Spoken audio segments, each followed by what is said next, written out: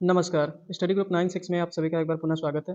जैसा कि आप सभी जानते ही हैं कि हम लोग अभी इस समय अपने प्रैक्टिस सेट सीरीज़ पर काम कर रहे हैं।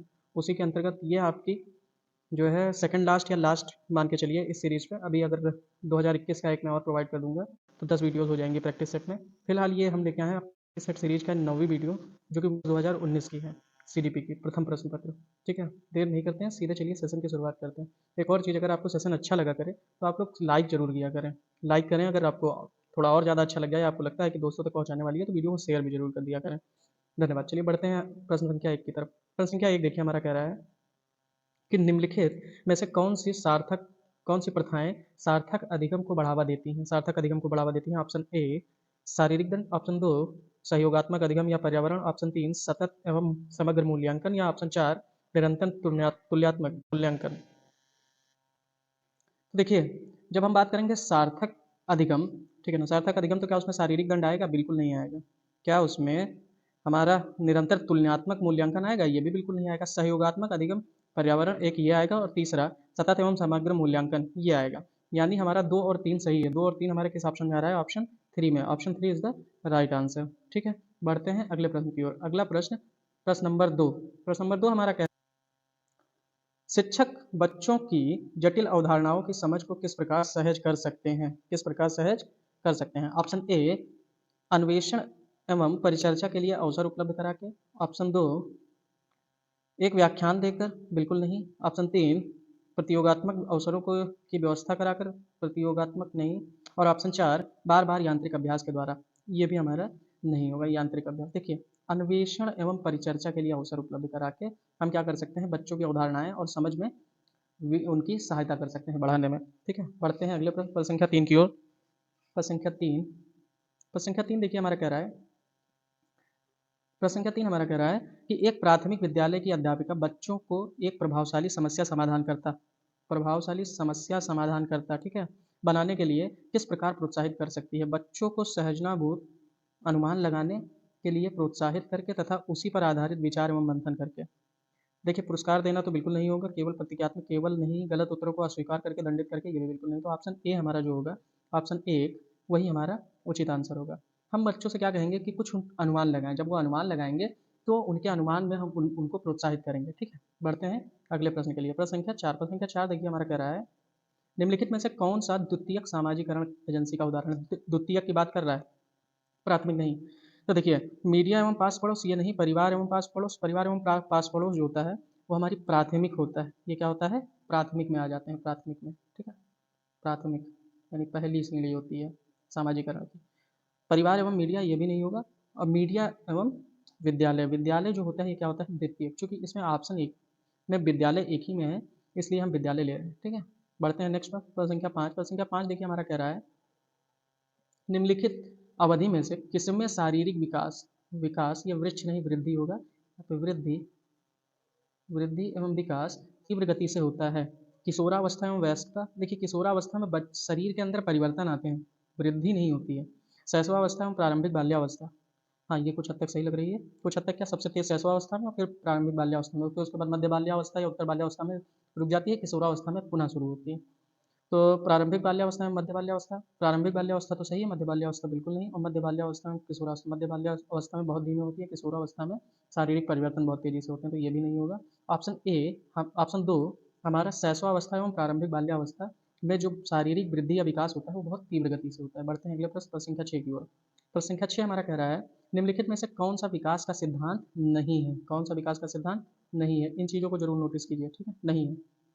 चलिए, तो विकास सार्वभौमिक है तथा सांस्कृतिक संदर्भ इसे प्रभावित नहीं करते। सांस्कृतिक संबंध इसे प्रभावित नहीं करते। देखिए, नहीं करते, बिल्कुल करते हैं।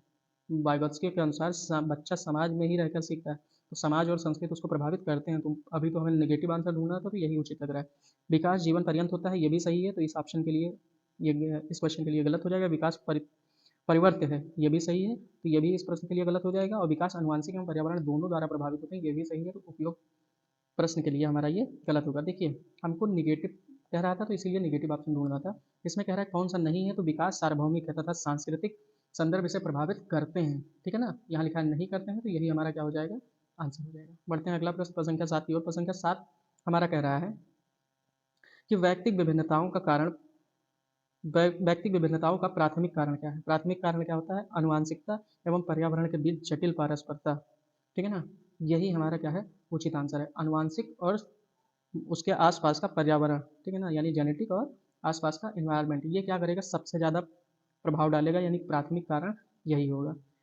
बाकी लोगों के द्वारा माता पिता से प्राप्त नहीं, ये भी नहीं, जन्मजात विशेषताएं ये भी नहीं, और पर्यावरणीय प्रभाव केवल केवल नहीं होंगे। ये दोनों अगर एक साथ होंगे तभी हो पाएगा। तो आनुवंशिकता एवं पर्यावरण के बीच जटिल पारस्परिक क्रिया जो होती है वो बच्चे के अंदर, जो विभिन्न बच्चे होते हैं अलग अलग प्रकार की उनके अंदर अभिभूतियाँ होती हैं। बढ़ते हैं प्रश्न संख्या 8 की ओर। प्रश्न संख्या 8 हमारा कह रहा है कि बच्चे में जेंडर रूढ़िवादिता एवं जेंडर भूमिका अनुरूपता कम करने के लिए निम्नलिखित में से कौन सी पद्धति सबसे प्रभावशाली है? देखिए, तो जेंडर में पृथक बैठाने, ये तो फिर जेंडर रूढ़िवादिता ही होगी भाई, आप अलग नहीं कर सकते। जेंडर पक्षपात के बारे में परिचर्चा, ये अभी तक सही लग रहा है। जेंडर विशिष्ट भूमिकाओं को महत्व देना, नहीं, फिर नहीं, फिर आप वही कर रहे हैं पक्षपात। अगर आप किसी विशिष्ट जेंडर को ज़्यादा भूमिका देंगे तो क्या होगा? फिर आप जो है लिंग भेदभाव कर रहे हैं। जेंडर पृथक, फिर पृथक कर, हमें पृथक तो करना ही नहीं है, तो हमारा ऑप्शन 2 जो है, जेंडर पक्षपात के बारे में परिचर्चा करना, is the right answer. Class में अगर इसकी परिचर्चा करेंगे तो बच्चों के दिमाग पे वो गहरा प्रभाव डालेगा। बढ़ते हैं अगले प्रश्न, प्रश्न संख्या 9 की ओर। प्रश्न संख्या 9 हमारा कह रहा है कि निम्नलिखित में से किस मनोवैज्ञानिक ने बच्चों को ज्ञान के सक्रिय जिज्ञासु के रूप में देखते हुए उनके चिंतन पर सामाजिक एवं सांस्कृतिक विषयों, वस्तुओं के प्रभाव का महत्व दिया है? फिर से देखिए, सामाजिक एवं सांस्कृतिक की बात कर रहा है, और जैसा कि मैंने पहले ही आपको बताया था कि आप वाइगॉत्स्की महोदय को मत भूलिएगा। वाइगॉत्स्की महोदय जहाँ भी सामाजिक सांस्कृतिक आ जाए, आप धड़ से बिना कुछ किए आंख बंद करके बिल्कुल विश्वास रखिए कि वो वाइगॉत्स्की महोदय से संबंधित है, ल्यू सिमोनोविच वाइगॉत्स्की।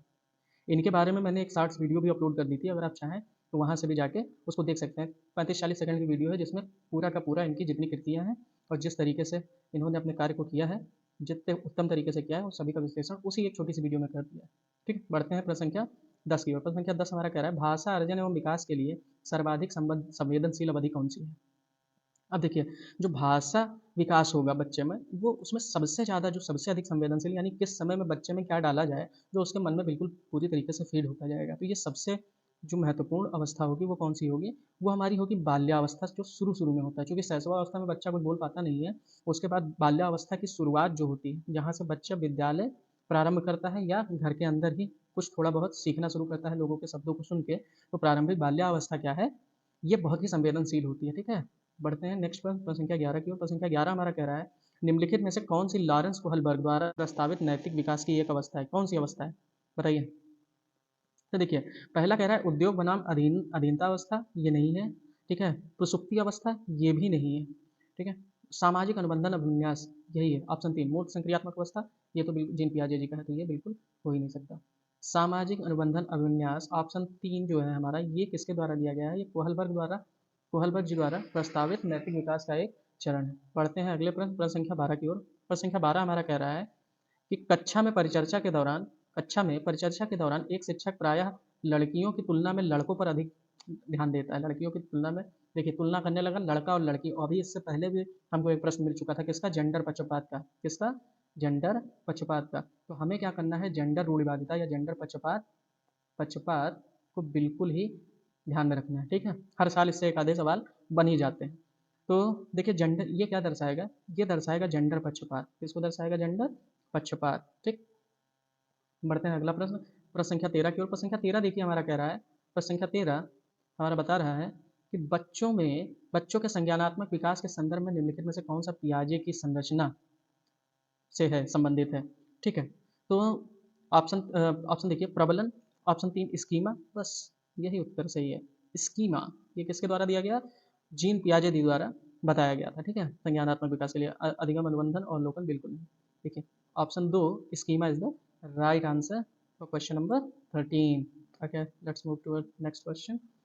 नेक्स्ट क्वेश्चन इज, कह रहा है जिग्सा रैली को करते समय 5 वर्ष की नजमा स्वयं से कहती है, 5 वर्ष, अब ध्यान रखिएगा उम्र का यहाँ पे बहुत विशेष ध्यान रखना है। नजमा कितने वर्ष की है? 5 वर्ष की। 5 वर्ष की नजमा स्वयं से कहती है, किससे कहती है? स्वयं से, कि नीला टुकड़ा कहाँ है? नीला टुकड़ा कहाँ है? यही नहीं, यह वाला नहीं, गाढ़े रंग वाला जिसमें जूता पूरा बन जाएगा। इस प्रकार की वार्ता को गोत्सकी किस तरह से संबोधित करते हैं? तो देखिए, ये जब वाइगॉत्स्की महोदय की बात आती है तो वो कहते थे कि इस प्रकार की जो चर्चा होगी, जब बच्चा स्वयं से बात करे तो वो क्या कहेगा? वो क्या कहेगा, वो व्यक्तिगत चर्चा के अंतर्गत आएगा। ठीक है, बढ़िया।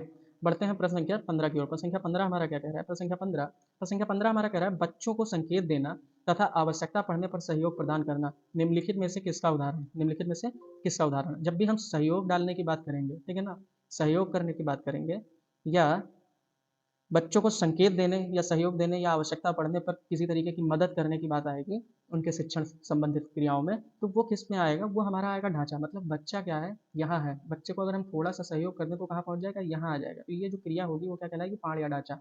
जैसा कि आपने पढ़ा है कि जड़पीडी में क्या होता है, एक ये क्षेत्र होता है, दूसरा हमारा ये क्षेत्र होता है, और तीसरा क्षेत्र हमारा क्या होता है? तीसरा क्षेत्र हमारा ये इतना बड़ा, ठीक है, ये गलत हो गया, चलिए मैं फिर से बनाने का प्रयास करता हूँ। तीसरा क्षेत्र हमारा ये। अब ध्यान से देखिए, इसमें जो पहला होता है, पहला ये होता है, कहता है बच्चा कि मैं क्या कर सकता हूँ, व्हाट आई कैन डू। दूसरा जो होता है क्या मैं मदद से कर सकता हूँ। तीसरा जो होता है, तीसरा कार्य क्षेत्र वो होता है कि जो मैं नहीं कर सकता। तो बच्चा मैक्सिमम कहाँ तक पहुँच पाएगा? बच्चा मैक्सिमम कहाँ तक पहुँच पाएगा? इस वाली क्षेत्र तक पहुँच सकता है अगर उसको सहयोग मिले। ठीक है, what I can do with help. तो ये किसके अंतर्गत आएगा? ये आएगा पाड़ या ढांचे के अंतर्गत। ऑप्शन एक हमारा बिल्कुल सही है। बढ़ते हैं प्रश्न संख्या 16 की ओर। प्रश्न संख्या 16। अब देखिए प्रश्न संख्या 16 हमारा क्या कह रहा है? प्रश्न संख्या 16 हमारा कह रहा है निम्नलिखित व्यवहारों में से कौन सा पियाजे द्वारा प्रस्तावित मूर्त संक्रियात्मक अवस्था को विशेषित करता है? कौन सी अवस्था इसको मूर्त संक्रियात्मक अवस्था को विशेषित करता है? अब देखिए पहला ऑप्शन जो है हमारा प्रतीकात्मक खेल विचारों की अनुत्क्रमणीयता, ठीक है। ऑप्शन दो परिकल्पित निगमनात्मक चिंतन या तर्क और साध्यात्मक विचार। ऑप्शन तीन संरक्षण कक्षा समावेशन, या ऑप्शन चार अस्थगित अनुकरण पदार्थ स्थायित्व। देखिए इसमें क्या होता है, या संरक्षण और कक्षा समावेशन, संरक्षण और कक्षा समावेशन जो होता है ये मूर्त संक्रियात्मक अवस्था में आ जाता है। किसमें आ जाता है? मूर्त संक्रियात्मक अवस्था में। बढ़ते हैं अगले प्रश्न, प्रश्न संख्या 17 की ओर। प्रश्न संख्या 17 हमारा कह रहा है कि निम्नलिखित आकलन का प्राथमिक उद्देश्य क्या होना चाहिए? आकलन का प्राथमिक उद्देश्य क्या होना चाहिए? तो देखिए आकलन का प्राथमिक उद्देश्य क्या होना चाहिए? रिपोर्ट कार्ड में उत्तीर्ण अथवा अनुत्तीर्ण अंकित करना, ये तो बिल्कुल नहीं होना चाहिए। विद्यार्थी के लिए श्रेणी निश्चित करना, ये भी नहीं होना चाहिए।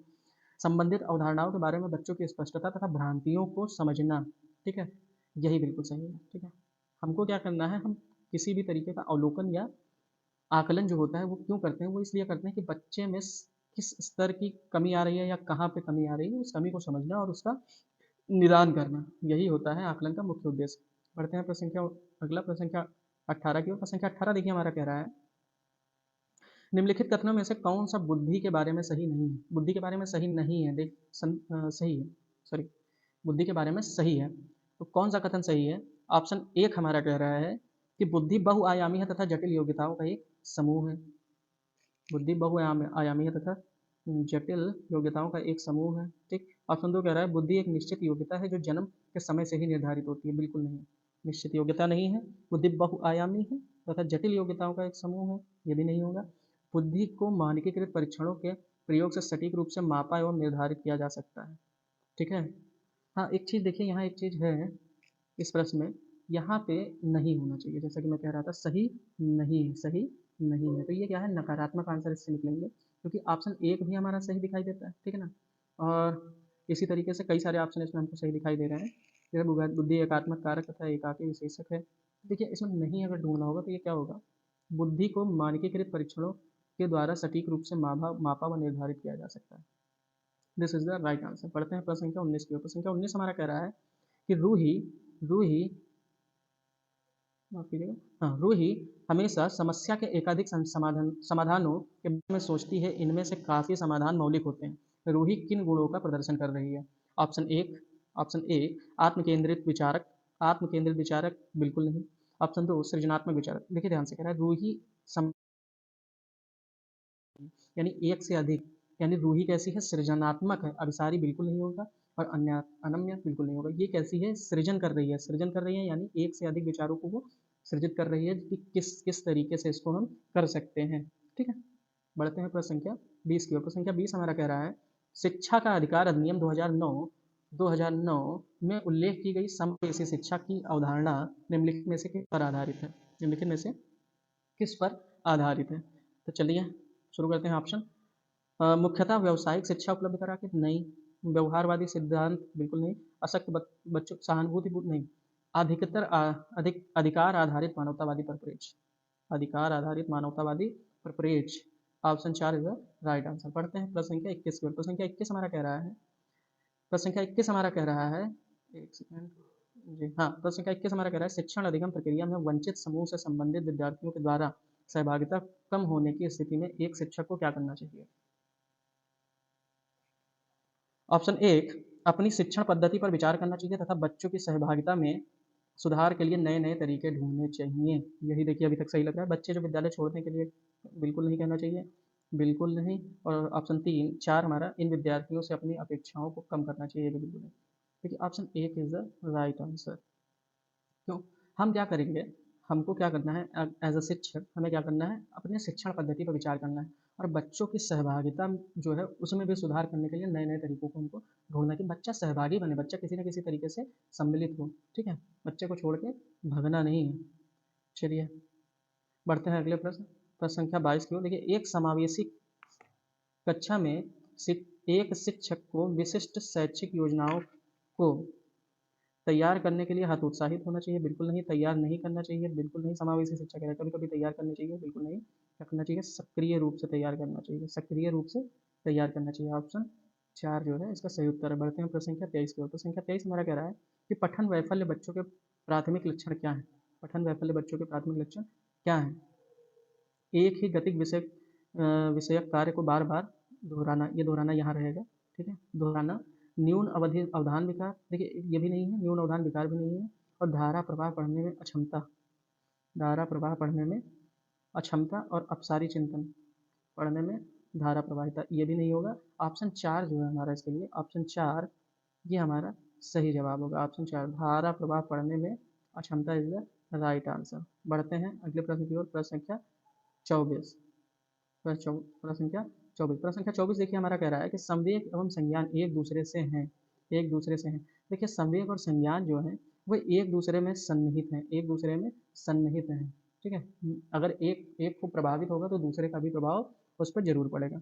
बढ़ते हैं प्रश्न संख्या 25, प्रश्न संख्या 25 कह रहा है संरचनावादी ढांचे में अधिगम के रूप में अधिगम प्राथमिक रूप से क्या है। ठीक है, अवबोधन की प्रक्रिया पर केंद्रित है, यंत्रवत याद करने पर है, प्रबलन पर केंद्रित है या अनुबंधन द्वारा अर्जित है। तो देखिए ये क्या होता है, ये अनुबंधन की प्रक्रिया, अवबोधन की प्रक्रिया, इस पर केंद्रित होती है संरचनावादी ढांचे में अधिगम। बढ़ते हैं प्रश्न संख्या 26 की ओर। प्रश्न संख्या 26 हमारा कह रहा है अनेक घटनाओं के बारे में बच्चों द्वारा बनाए गए सहजनाभूत सिद्धांतों के संदर्भ में एक शिक्षिका को क्या करना चाहिए, एक शिक्षिका को क्या करना चाहिए। ऑप्शन 1, प्रतिकूल प्रमाण एवं उदाहरणों को प्रस्तुत करके बच्चों को इन सिद्धांतों को चुनौती देनी चाहिए, चुनौती देनी चाहिए। ऑप्शन 2, बच्चों के इन सिद्धांतों को अनदेखा कर दे, बिल्कुल नहीं, बच्चों को दंडित तो बिल्कुल नहीं करेंगे बार बार ये भी। इसके लिए देखिए फिर हमारा क्या होगा, ऑप्शन 1 ही क्या होगा, बिल्कुल सही होगा। हमको क्या करना है, बच्चों को प्रतिकूल प्रमाण और उदाहरण देकर प्रस्तुत करने हैं और बच्चों को इन सिद्धांतों के बारे में हमको चुनौती देनी है, जिससे बच्चा खुद से तर्क करे और खुद से सोच के हमें जवाब कर पाए। बढ़ते हैं अगला प्रश्न संख्या 27, प्रश्न संख्या 27 हमारा देखिए कह रहा है छात्र केंद्रित शिक्षा शास्त्र की क्या विशेषता है। छात्र केंद्रित शिक्षा शास्त्र की क्या विशेषता है। योग्यता के आधार पर विद्यार्थियों को नामांकित करना, ये बिल्कुल नहीं। केवल पाठ्य पुस्तकों पर निर्भर होना, ये भी बिल्कुल नहीं होगा। यंत्रवत याद करना, बिल्कुल नहीं। देखिए छात्र केंद्रित शिक्षा में याद रखिएगा हमेशा बच्चे के अनुभव को आप नहीं छोड़ सकते हैं, बच्चे के अनुभव को नहीं छोड़ सकते हैं, यानी बच्चे का अनुभव को प्राथमिकता देना। ऑप्शन 3 जो है सही जवाब। प्रश्न संख्या 28, प्रश्न संख्या 28 हमारा कह रहा है संरचनावादी सिद्धांतों के अनुसार अधिगम अधिगम अधिगम का निम्नलिखित कथनों में से कौन सा सही। अधिगम के बारे में निम्नलिखित में से कौन सा कथन सही है। अधिगम सक्रिय विनियोजन के द्वारा ज्ञान की संरचना की प्रक्रिया है। ऑप्शन बी, अधिगम पुनरुत्थान स्मरण की प्रक्रिया, बिल्कुल नहीं। अधिगम यंत्रवत याद करने की प्रक्रिया, बिल्कुल नहीं। अधिगम आवृत्तीय संबंधन के द्वारा व्यवहारों का अनुबंधन, ये भी बिल्कुल नहीं। ऑप्शन ए हमारा क्या होगा, अधिगम क्या है, सक्रिय विनियोजन के द्वारा ज्ञान की संरचना की प्रक्रिया है। ऑप्शन ए एक is the right answer. Question number 20। बढ़ते हैं प्रश्न संख्या 29 की ओर। प्रश्न संख्या 29 हमारा कह रहा है विद्यार्थियों को स्पष्ट उदाहरण एवं गैर उदाहरण देने के क्या परिणाम हैं। प्रश्न ऑप्शन 1, यह अवधारणात्मक समझ के बजाय कार्यविधिक प्रक्रियात्मक ध्यान केंद्रित करता है। ऑप्शन 2, अवधारणात्मक परिवर्तन को प्रोत्साहित करने के लिए यह एक प्रभावशाली तरीका है। ऑप्शन 3, यह विद्यार्थियों के दिमाग में भ्रांतियां उत्पन्न करता है। या ऑप्शन 4, यह अवधारणाओं की समझ में अभाव पैदा करता है। देखिए जब भी हम विद्यार्थियों को स्पष्ट उदाहरण या गैर उदाहरण देने की बात करेंगे तो उसके परिणाम स्वरूप हमको क्या मिलेगा? उसके परिणाम स्वरूप क्या विद्यार्थी के दिमाग में भ्रांतियाँ उत्पन्न होंगी? बिल्कुल नहीं। अभाव होगा, ये भी नहीं। अवधारणात्मक परिवर्तनों को प्रोत्साहित करने के लिए एक प्रभावशाली तरीका है। ये प्रभावशाली तरीका है, यस, प्रभावशाली तरीका है। ऑप्शन 2 ही हमारा सही, ठीक है? ये एक प्रभावशाली तरीका है, ऑप्शन 2। बढ़ते हैं प्रश्न संख्या 30 की ओर। प्रश्न संख्या 30 हमारा कह रहा है, बच्चों को अधिगम गतिविधियों में भागीदारी करने के लिए लगातार पुरस्कार एवं दंड देने से, देखिए पुरस्कार और दंड देने से क्या होगा, बच्चे की जिज्ञासा या रुचि कम हो जाएगी पढ़ाई में, क्योंकि बच्चे को ये पता होगा कि अगर हम कार्य करेंगे तो हमें क्या होगा, पुरस्कार मिलेगा। तो बच्चा क्या कर रहा है यहाँ पे, पुरस्कार के लिए कार्य कर रहा है, ना कि अपनी जो है समझने की शक्ति के लिए, ठीक है? अपनी जिज्ञासा या अपनी रुचि के अनुसार नहीं पढ़ रहा है, वो केवल पुरस्कार के संबंध में पढ़ाई कर रहा है। चलिए, देखिए आज का सेशन यहीं ख़त्म हुआ। बहुत उम्मीद करते हैं कि आपको मज़ा आया होगा सेशन में, और चैनल आप सब्सक्राइब कर लें।